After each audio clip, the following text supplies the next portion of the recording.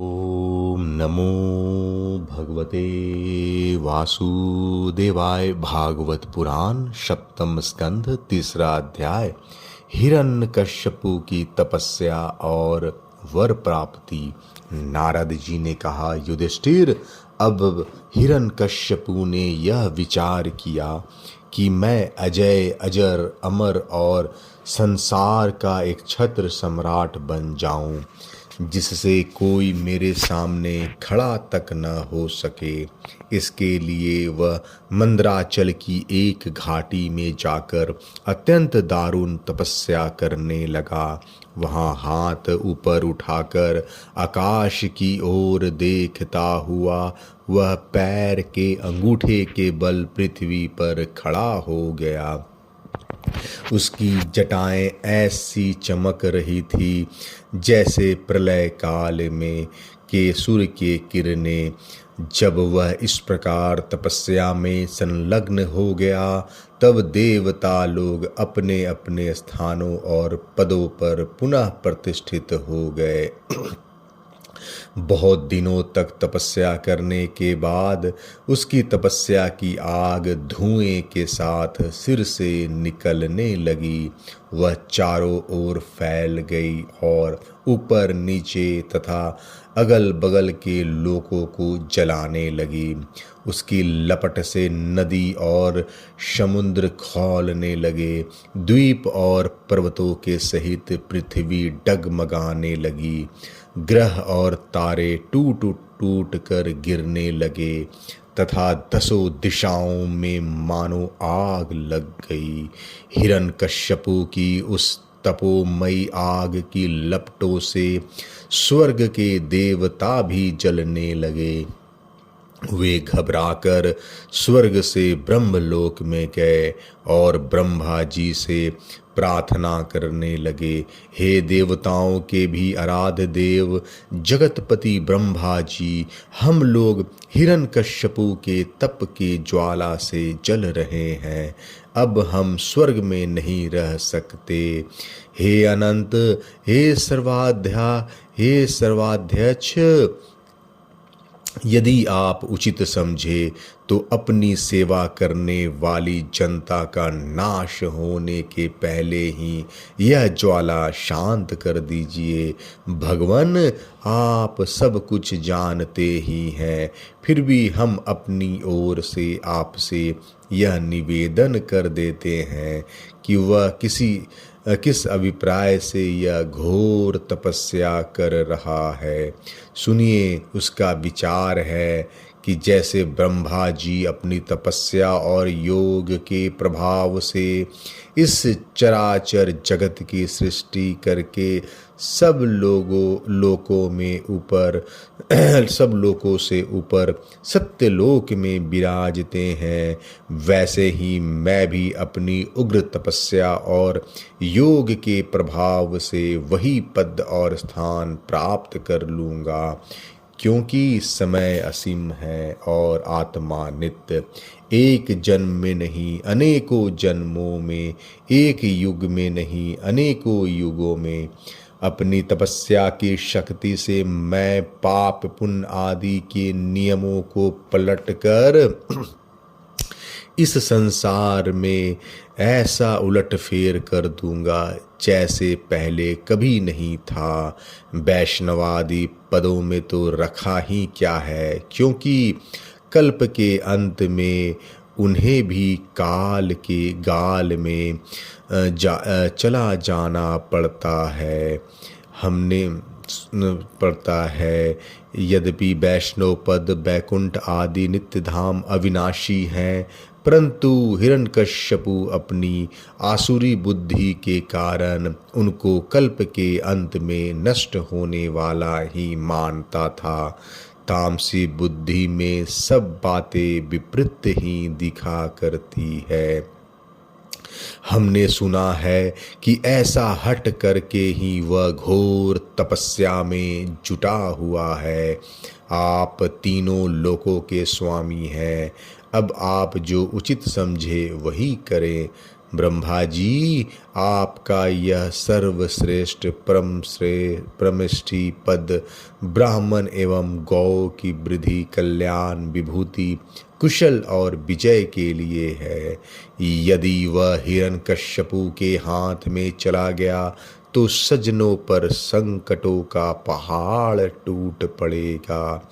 युधिष्ठिर, जब देवताओं ने भगवान ब्रह्मा जी से इस प्रकार निवेदन किया तब वे भृगु और दक्ष आदि प्रजापतियों के साथ हिरण्यकश्यपु के आश्रम पर गए। वहां जाने पर पहले तो वे उसे देख ही न सके, क्योंकि दीमक की मिट्टी, घास और बांसों से उसका शरीर ढक गया था। चींटियां उसकी मेदा, त्वचा, मांस और खून चाट गई थी। बादलों से ढके हुए सूर्य के समान वह अपनी तपस्या के तेज से लोगों को तपा रहा था। उसे देखकर ब्रह्मा जी भी विस्मित हो गए। उन्होंने हंसते हुए कहा, ब्रह्मा जी ने कहा, बेटा हिरण्यकश्यपु, उठो उठो, तुम्हारा कल्याण हो। कश्यप नंदन, अब तुम्हारी तपस्या सिद्ध हो गई है। मैं तुम्हें वर देने के लिए आया हूँ। तुम्हारी जो इच्छा हो बेखट के मांग लो। मैंने तुम्हारे हृदय का अद्भुत बल देखा। अरे, डांसों ने तुम्हारी देह खा डाली है, फिर भी तुम्हारे प्राण हड्डियों के सहारे टिके हुए हैं। ऐसी कठिन तपस्या न तो पहले किसी ऋषि ने की थी और न आगे ही कोई करेगा। भला ऐसा कौन है जो देवताओं के 100 वर्ष तक बिना पानी के जीता रहे। बेटा हिरण्यकश्यपु, तुम्हारा यह काम बड़े बड़े धीर पुरुष भी कठिनता से कर सकते हैं। तुमने इस तपोनिष्ठा से मुझे अपने वश में कर लिया है। दैत्य शिरोमणे, इसी से प्रसन्न होकर मैं तुम्हें जो कुछ मांगो दिए देता हूँ। तुम हो मरने वाले और मैं हूँ अमर, अतः तुम्हें मेरा यह दर्शन निष्फल नहीं हो सकता। नारद जी कहते हैं, युधिष्ठिर, इतना कहकर ब्रह्मा जी ने उसके चींटियों से खाए हुए शरीर पर अपने कमंडलू का दिव्य एवं अमोघ प्रभावशाली जल छिड़क दिया। जैसे लकड़ी के ढेर में से आग जल उठे, वैसे ही वह जल छिड़कते ही बांस और दीमकों की मिट्टी के बीच से उठ खड़ा हुआ। उस समय उसका शरीर सब अवयवों से पूर्ण एवं बलवान हो गया था। इंद्रियों में शक्ति आ गई थी और मन सचेत हो गया था। सारी अंग वज्र के समान कठोर एवं तपाए हुए सोने की तरह चमकीले हो गए थे। वह नवयुवक उठ खड़ा हुआ। उसने देखा कि आकाश में हंस पर चढ़े हुए ब्रह्मा जी खड़े हैं। उन्हें देखकर उसे बड़ा आनंद हुआ। अपना सिर पृथ्वी पर रखकर उसने उनको नमस्कार किया। फिर अंजलि बांधकर नम्र भाव से खड़ा हुआ और बड़े प्रेम से अपने निर्निमेष नैनों से उन्हें देखता हुआ गदगद वाणी से स्तुति करने लगा। उस समय उसके नेत्रों में आनंद के आंसू उमड़ रहे थे और सारा शरीर पुलकित हो रहा था। हिरण्यकश्यपु ने कहा, कल्प के अंत में यह सारी सृष्टि काल के द्वारा प्रेरित तमोगुणों से घने अंधकार से ढक गई थी। उस समय स्वयं प्रकाश स्वरूप आपने अपने तेज से पुनः इसे प्रकट किया। आप ही अपने त्रिगुणमय रूप से इसकी रक्षा और संहार करते हैं। आप रजोगुण, सत्वगुण और तमोगुण के आश्रय हैं। आप ही सबसे परे और महान हैं। आपको मैं नमस्कार करता हूँ। आप ही जगत के मूल कारण हैं। ज्ञान और विज्ञान आपकी मूर्ति है। प्राण, इंद्रियें, मन और बुद्धि आदि विकारों के द्वारा आपने अपने को प्रकट किया है। आप मुख्य प्राण सूत्रात्मा के रूप से चराचर जगत को अपने नियंत्रण में रखते हैं। आप ही प्रजा के रक्षक भी हैं। भगवान, चित्त, चेतना, मन और इंद्रियों के स्वामी आप ही हैं।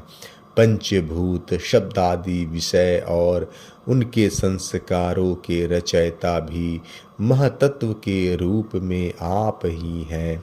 जो वेद होता, उधर्वयु, ब्रह्मा और उद्गाता इन ऋत्विजों से होने वाले यज्ञ का प्रतिपादन करते हैं, वे आपके ही शरीर हैं। उन्हीं के द्वारा अग्नि, स्टोम आदि 7 यज्ञों का आप विस्तार करते हैं। आप ही संपूर्ण प्राणियों के आत्मा हैं, क्योंकि आप अनादि अनंत अपार सर्वज्ञ और अंतर्यामी हैं। आप ही काल हैं। आप प्रति क्षण सावधान रहकर अपने क्षण लव आदि विभागों के द्वारा लोगों की आयु छिन्न करते रहते हैं। फिर भी आप निर्विकार हैं, क्योंकि आप ज्ञान स्वरूप परमेश्वर अजन्मा महान संपूर्ण जीवों के जीवनदाता अंतरात्मा है। प्रभु, कार्य, कारण, चल और अचल ऐसी कोई भी वस्तु नहीं है जो आपसे भिन्न हो। समस्त विद्या और कलाएं आपके शरीर हैं। आप त्रिगुणमयी माया से अतीत स्वयं ब्रह्म है। यह स्वर्णमय ब्रह्मांड आपके गर्भ में स्थित है। आप इसे अपने में ही प्रकट करते हैं। प्रभु, यह व्यक्त ब्रह्मांड आपका स्थूल शरीर है।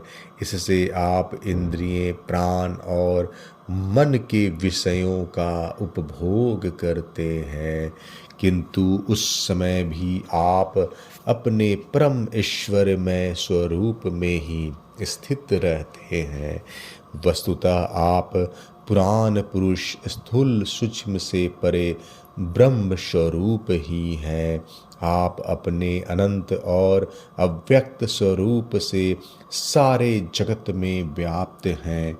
चेतन और अचेतन दोनों ही आपकी शक्तियाँ हैं। भगवान, मैं आपको नमस्कार करता हूँ। प्रभु, आप समस्त वरदाताओं में श्रेष्ठ हैं।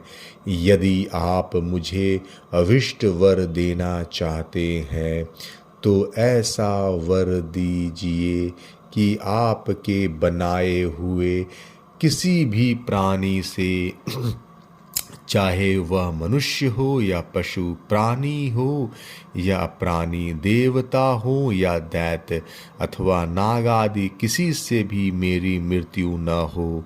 भीतर बाहर, दिन में रात्रि में आपके बनाए प्राणियों के अतिरिक्त और भी किसी जीव से अस्त्र शस्त्र पृथ्वी या आकाश में पृथ्वी अस्त्र शस्त्र से पृथ्वी या आकाश में कहीं भी मेरी मृत्यु न हो, युद्ध में कोई मेरा सामना न कर सके, मैं समस्त प्राणियों का एक छत्र सम्राट हूँ।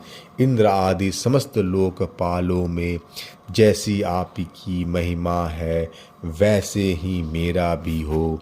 तपस्वियों और योगियों का जो अक्षय ऐश्वर्य प्राप्त है वही मुझे भी दे दीजिए। तीसरा अध्याय समाप्त। जय श्री कृष्णा।